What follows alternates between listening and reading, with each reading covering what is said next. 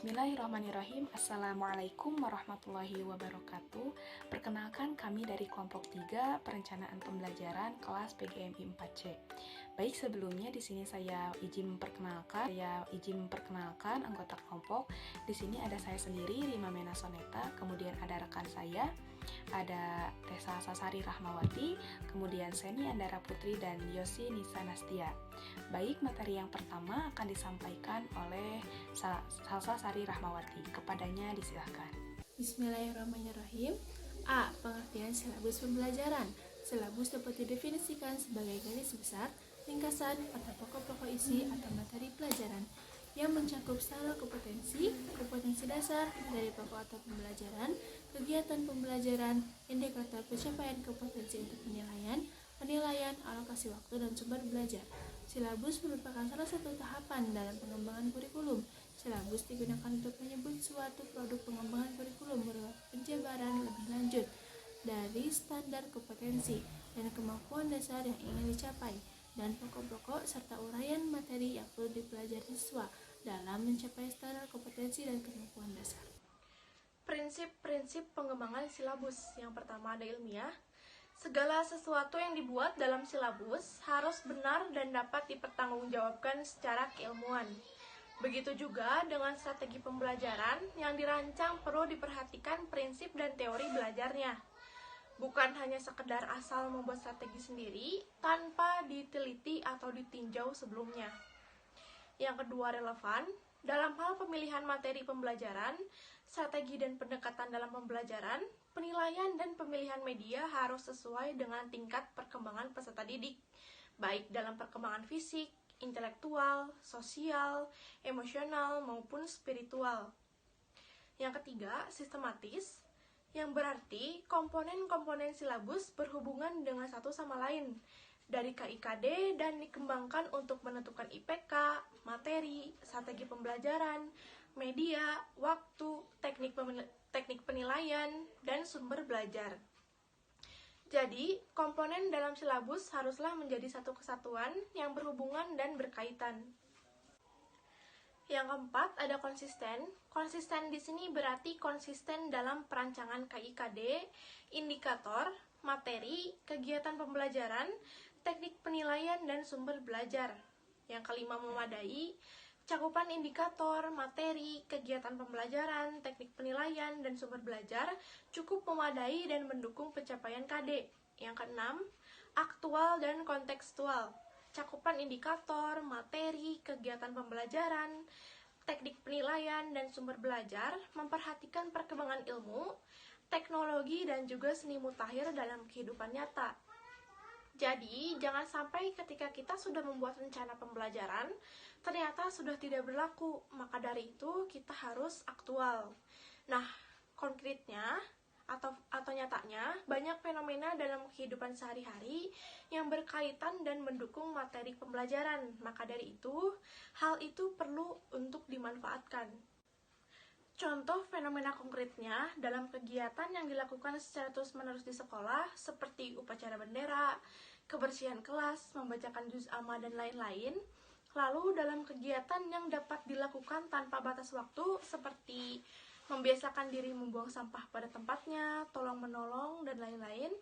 Lalu kegiatan yang dilakukan secara bertahap sesuai kalender pendidikan, seperti lomba, pentas seni, dan lain-lain. Dan kegiatan dalam perilaku sehari-hari seperti membiasakan datang tepat waktu dan berpakaian rapi. Yang ketujuh, fleksibel. Keseluruhan komponen silabus dapat mengakomodasi keragaman peserta didik, guru, dan dinamika satuan pendidikan. Dengan prinsip ini, memungkinkan pengembangan dan penyesuaian silabus sesuai dengan kebutuhan. Yang kedelapan, menyeluruh. Komponen silabus mencakup keseluruhan ranah kompetensi, tidak hanya kognitif, tapi juga afektif dan psikomotor. Jadi, dalam prinsip pengembangan silabus, tidak hanya kognitif yang akan dicapai, juga akan mengembangkan kecakapan hidup peserta didik.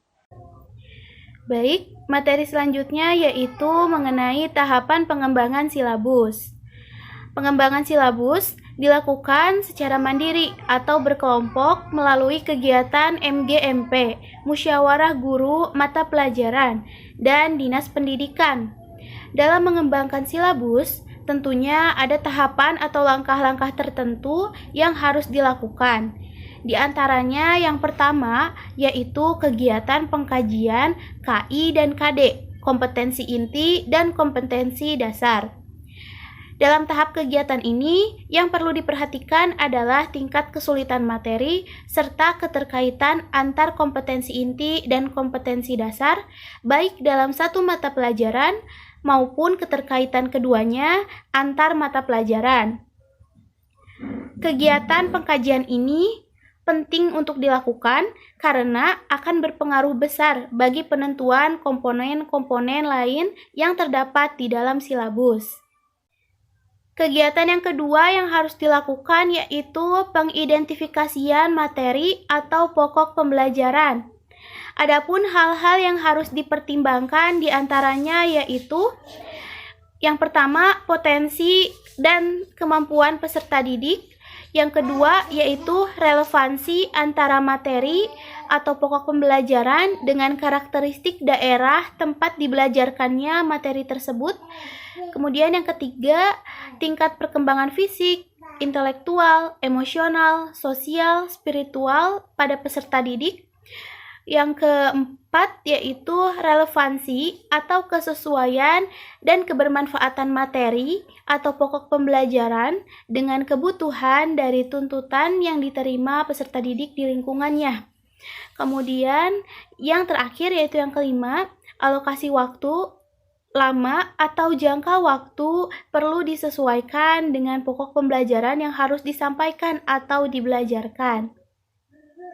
Kegiatan yang ketiga yaitu pengembangan kegiatan pembelajaran.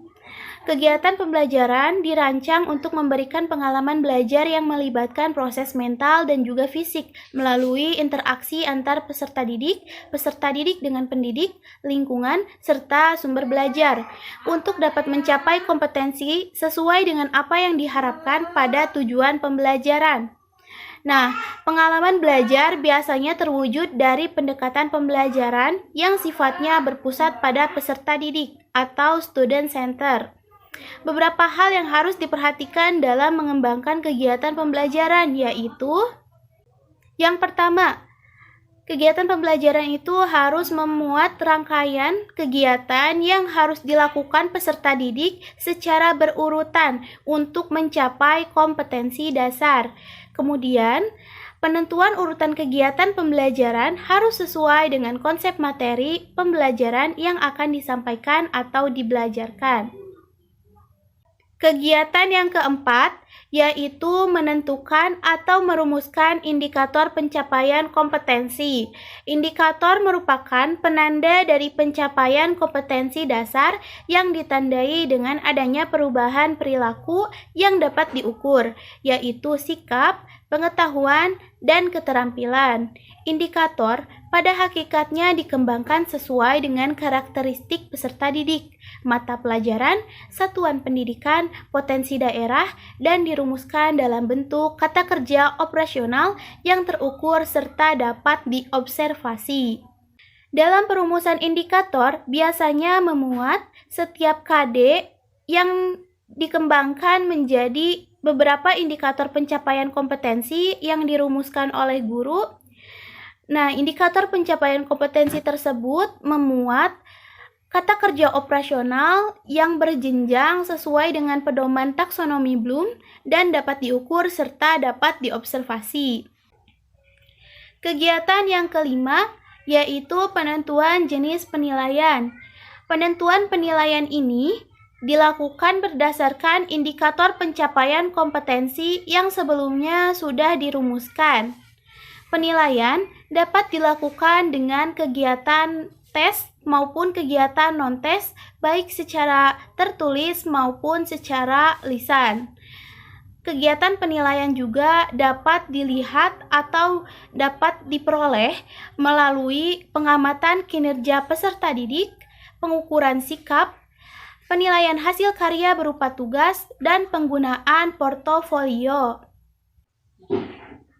Hal-hal yang perlu diperhatikan dalam menentukan penilaian diantaranya yaitu pertama, penilaian itu dilakukan untuk mengukur sejauh mana pencapaian kompetensi peserta didik, sehingga dalam menentukannya perlu memperhatikan indikator pencapaian kompetensi.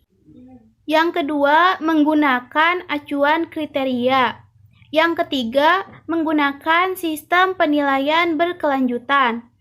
Sistem penilaian berkelanjutan ini yaitu kegiatan guru menganalisis indikator, kemudian dari hasil analisisnya dapat ditentukan kompetensi dasar apa yang sudah tercapai atau yang belum tercapai, serta kemungkinan dapat ditemukan kesulitan peserta didik dalam mencapai kompetensi dasar tersebut.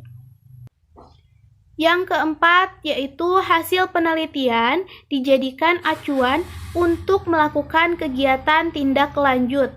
Kegiatan tindak lanjut mempunyai peranan yang sangat penting dalam rangka memantapkan pemahaman siswa terhadap kompetensi dasar yang harus dicapainya.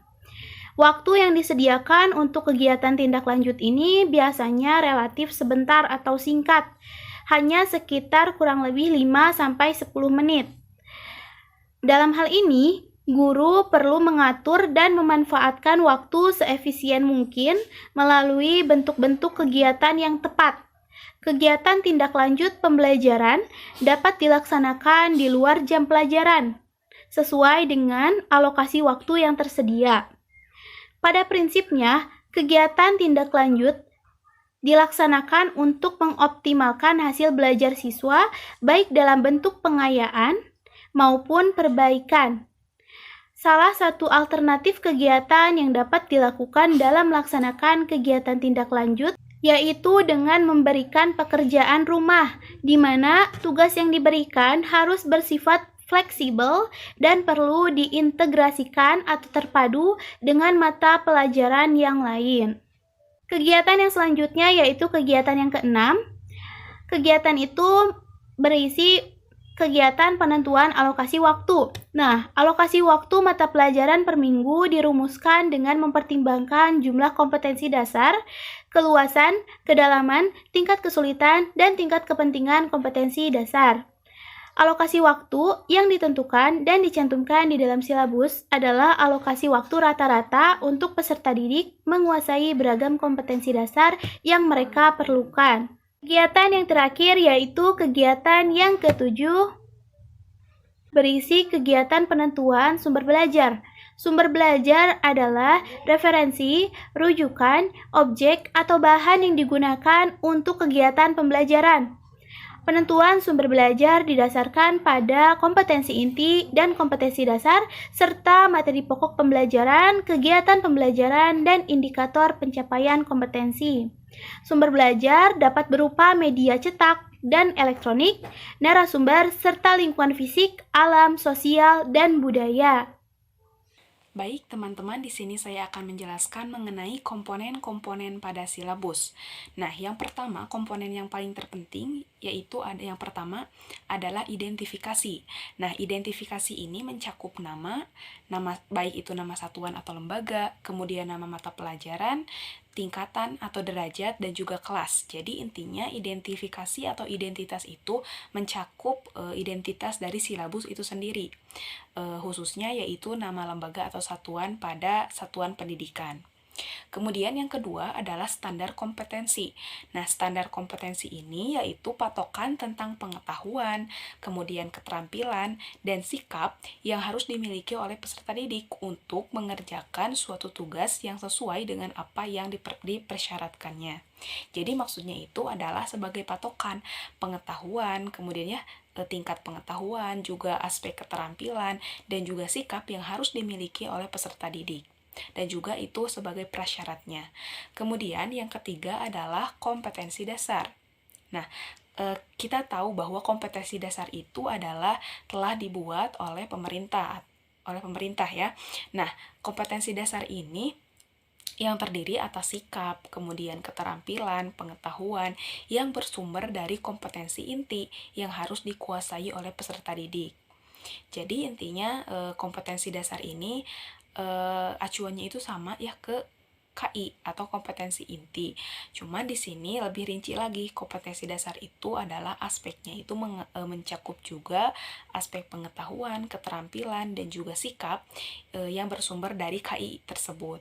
Kemudian yang keempat adalah materi pokok.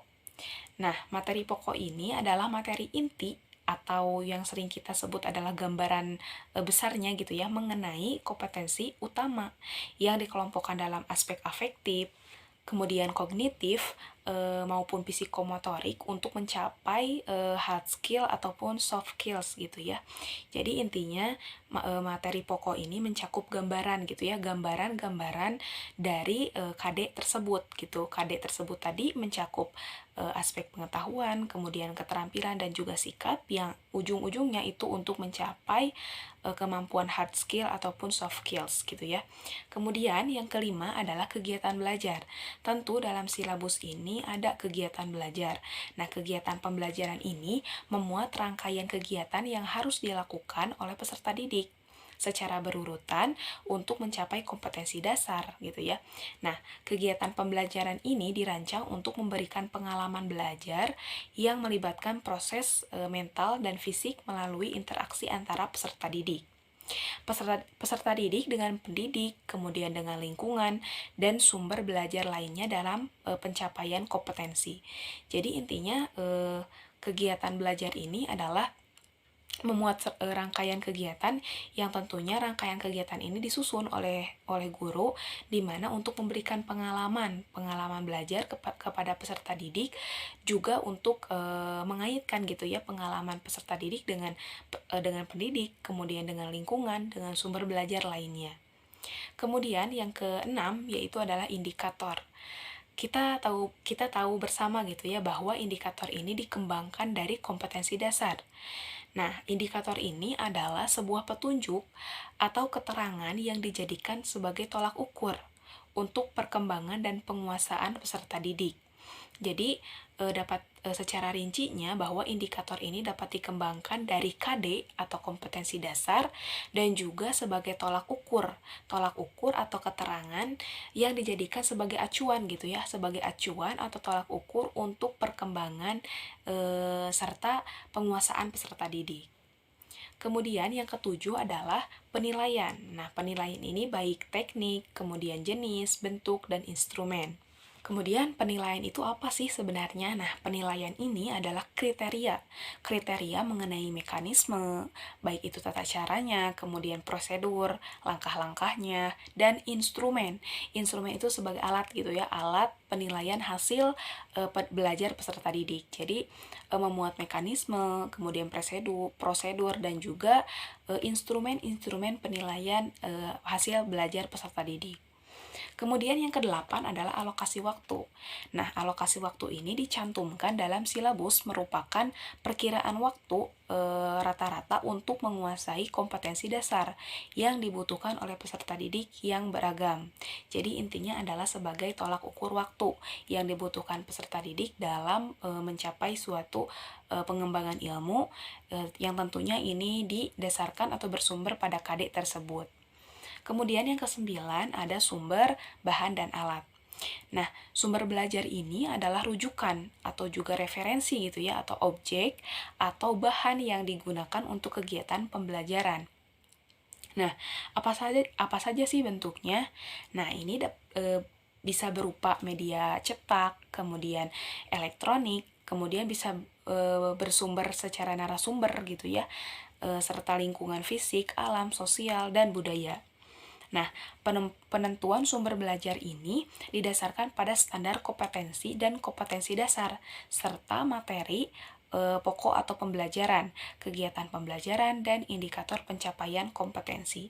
Jadi tentu bahwa ketika kita ingin memilih atau menentukan sumber pembelajaran ya gitu ya, tentu ini harus didasarkan juga pada tolak ukur KD-nya, kemudian materi pembelajarannya, kegiatan pembelajarannya, tentu juga indikator pembelajaran yang kita kembangkan. Oke, baik teman-teman, materi yang terakhir adalah format silabus. Tentunya dalam sumber atau rujukan format silabus itu bersumber pada komponen silabus itu sendiri. Nah, format silabus itu yang pertama yang harus dicantumkan adalah identitas. Nah, identitas ini mencakup juga nama sekolah, kemudian mata pelajaran, dan juga kelas atau semester. Teman-teman bisa lihat sendiri di sini contoh silabusnya, ada nama sekolahnya SD Babakan Jati 1, kemudian tema satunya hidup rukun, kemudian subtema satunya hidup rukun di rumah, kelas 2 semester 1. KI-nya dapat teman-teman baca sendiri. Mata pelajaran yang ada pada silabus ini contohnya pada mata pelajaran Pendidikan Pancasila dan Kewarganegaraan. Nah, KD-nya itu tentu ya ada KD 1, kemudian 2, 3, dan 4. 1 ini adalah spiritual, 2 sosial, kemudian 3 pengetahuan, dan 4 adalah keterampilan. Nah, kita akan fokus pada KD, saya akan membacakan fokus KD 3 dan 4. Nah, 3.1 KD-nya itu mengidentifikasi hubungan antara simbol dan sila-sila Pancasila dalam lambang negara Garuda Pancasila. Nah, kemudian indikator yang dikembangkan dalam silabus ini 3.1.1 menjelaskan hubungan antara simbol dan sila-sila Pancasila dalam lambang negara Garuda Pancasila. Kemudian KD nomor 4.1 menjelaskan hubungan gambar dan lambang negara dengan sila-sila Pancasila. Nah, indikator yang dikembangkannya 4.1.1 menyebutkan hubungan gambar pada lambang negara dengan sila-sila Pancasila. Kemudian di sini ada materi pembelajaran. Nah, materi pembelajaran dapat dikerucutkan gitu ya, yaitu hubungan gambar pada lambang negara dengan sila-sila Pancasila. Kemudian kegiatan pembelajarannya itu di sini saya menyebutkan di dalam silabus ini ada menyimak, kemudian mengamati, menceritakan, dan membaca. Kemudian penilaiannya tentu di sini ada penilaian sikap, kemudian penilaian diri, kemudian penilaian pengetahuan. Kemudian format selanjutnya di sini ada alokasi waktu. Teman-teman bisa lihat sendiri di sini alokasi waktunya yaitu 24 jam pembelajaran. Nah, maksudnya itu di situ 24 jam mata pelajaran karena sebetulnya di silabus ini ada 5 mata pelajaran. Ada PPKN, kemudian ada matematika, seni budaya, pendidikan, olahraga, dan kesehatan, dan juga bahasa Indonesia. Jadi ada 5 mata pelajaran dalam silabus ini sebetulnya. Cuman saya di sini memberikan sampel contoh format silabus pada pembelajaran PKN saja. Kemudian selanjutnya di sini yang terakhir ada sumber belajar. Nah, sumber belajarnya itu ada dari buku guru, kemudian buku siswa, juga ada pada internet gitu, yang sinkron dengan mata pelajaran atau materi tersebut. Kemudian juga sumber belajarnya itu tentu dari lingkungan karena di sini kan pembelajaran ke SD gitu ya, tentu harus dikaitkan juga dengan kehidupan secara nyata atau kontekstual. Mungkin materi yang saya sampaikan cukup sekian. Terima kasih. Materi telah selesai disampaikan semuanya. Mohon maaf bila terdapat kesalahan atau penyampaian dari kelompok 3 ini. Mohon dimaafkan. Terima kasih. Wassalamualaikum warahmatullahi wabarakatuh.